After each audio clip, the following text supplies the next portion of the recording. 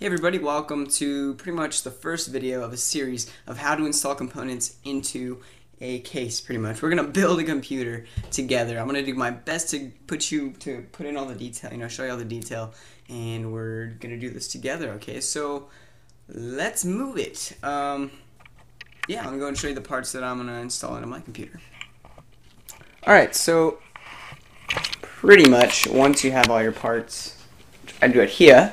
I have the HAF 922 case, alright, I have the Asus P6T motherboard, alright, it's not very expensive, but it really does give you everything you need it to do, well, at least for me.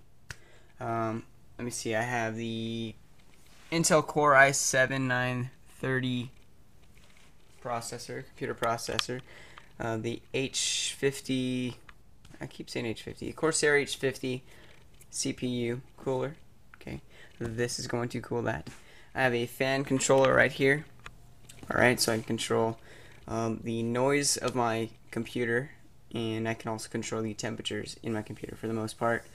It also gives me some really cool things like a alarm to tell me whether my computer's really hot and I need to change some airflow in my computer, or I need to buy a better cooler, or whatever. Okay, get some nice clock visuals and stuff too. So that's awesome.